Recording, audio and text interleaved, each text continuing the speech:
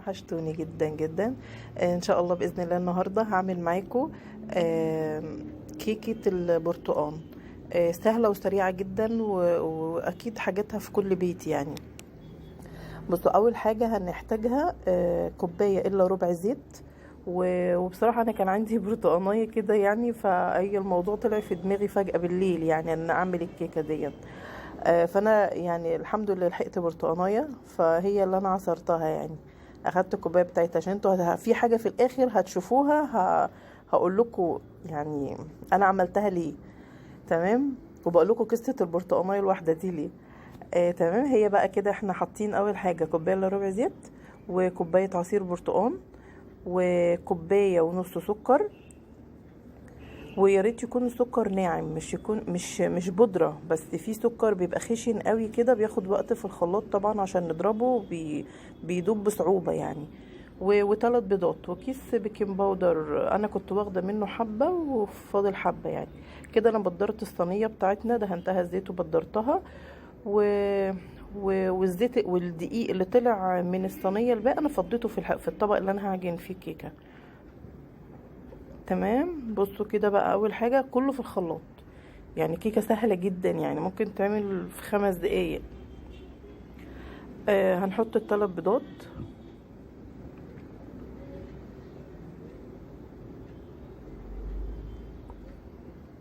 وطبعا احنا هنا مش هنحط، احنا هنعملها بالبرتقال وهنحط خل، فمش هنحط فانيليا عشان زفرة البيض. هو كده كده القشر البرتقال دون، بشر البرتقال هيضيع زفرة البيض. ودي كوباية البرتقال، وكوباية الا ربع زيت. نحط الكوباية ونص سكر،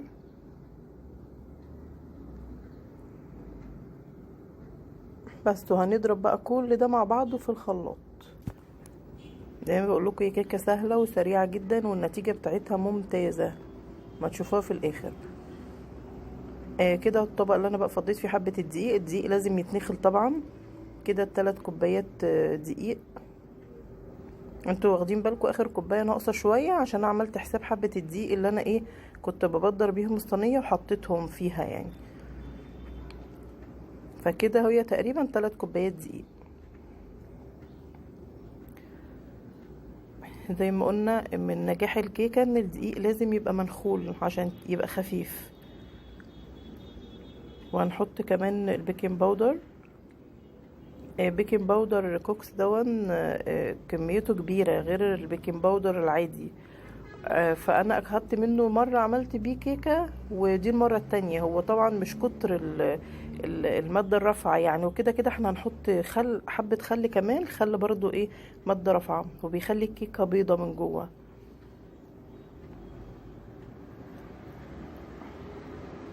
دون عشان انا الكوبايه اللي انا كنت حاطه فيها العصير برتقال، فانا حطيت فيها الدقيق، فعشان كده هي عملت الحاجات دي. كده احنا حطينا اهو الدقيق والبيكنج باودر، وطبعا كل المواد التانية كلها حطيناها فين؟ في الخلاط. كده دلوقتي انا هحط بقى الخل. احنا اول ما نحط الخل اساسا بتاع حوالي معلقتين كبار كده.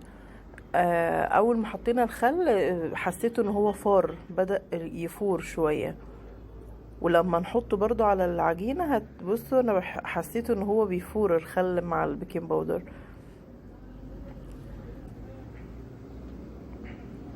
بس هنقعد نقلبه كده شوية ونحاول برضو عشان ما نخرجش الهواء اللي فيها.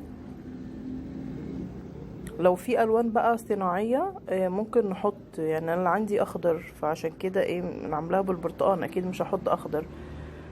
ويحط نقطة اصفر هيدي لون الكيكة تبقى صفرة قوي يعني. بس هي كده كانت حلوة برضو، وكان البشر البرتقال مديها ريحة طعم البرتقال جدا واحنا بناكلها. طبعا انا عملت بالمعلقة كده، لقيتها الدقيق برضو فيه دقيق مش داب، ولازم العجينة تبقى ناعمة كده. فعملت بقى بالمضرب السلك دون علشان خاطر تبقى العجينة ناعمة معايا. بصوا بقى، انا عايزه اعملها فيها يعني اللي هي مفرغه من النص. انا ما عنديش القالب دون، فطبعا اكيد مش هنغلب يعني. فرحت انا فكرت بقى في حاجه، ان انا احط طاجن فخار او اي حاجه بتدخل الفرن. هدهنها زيت زي ما انتم شايفين كده هون، وهبدرها بالدقيق واحطها في النص. هو انا معرفش ليه، بس انا كانت مزاجي عايزه الكيكه مفرغه من النص، معرفش ليه يعني. بس اهو. بس فلازم نتصرف يعني. بس وهندلق بقى ايه وسطنت كده الطاجن في النص كويس وايه، وهبدأ احط العجينة بتاعتنا.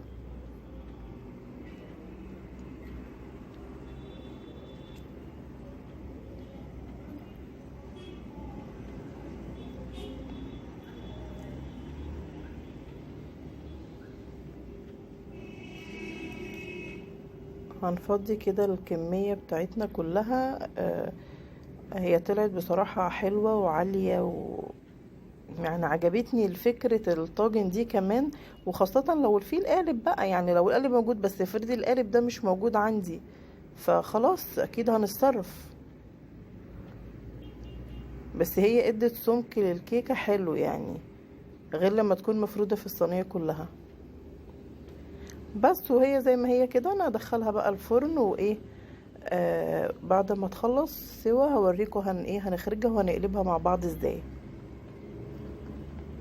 بصوا الكيكه بتاعتنا كده خرجت من الفرن. هنبدأ نختبرها بالخلة بقى، يعني نشوف كده ايه، لو طلعت فيها عجين يبقى هي لسه كده ما استوتش. وعايزه اقول لكم ريحتها كانت خطيره يعني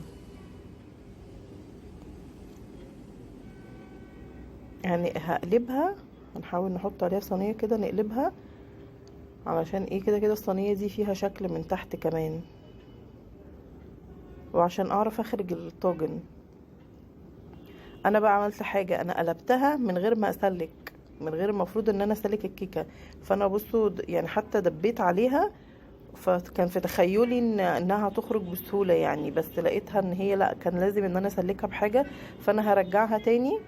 يعني انا كده حاولت ارفع، لقيت ان الكيكه لسه ما نزلتش. فانا هبصوا لفيتها تاني، وهحاول اسلك بقى بشوكه كده بالراحه الكيكه بتاعتي من تحت، لغايه ما تفك بس من الصينيه.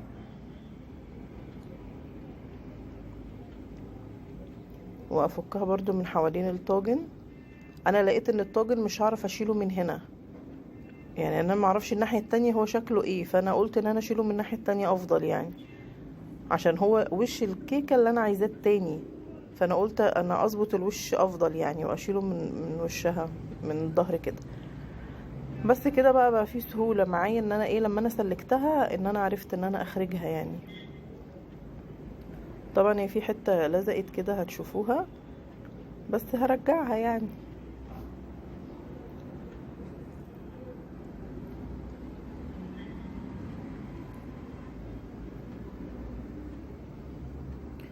بس هي كانت حته بسيطه يعني. انما يعني دي اكيد ما سلكتش معايا كويس. بس زي ما انتم شايفين الطاجن اهون، فانا بشوف بس هي الكيكه داخله جوه فيه قد ايه. وبصوا بقى هحاول افرغ بالسكينه كده هون، ان انا ايه اظبط بس الدايره بتاعتنا. بصوا هي ما فيش حاجه لازقه في الصينيه كمان.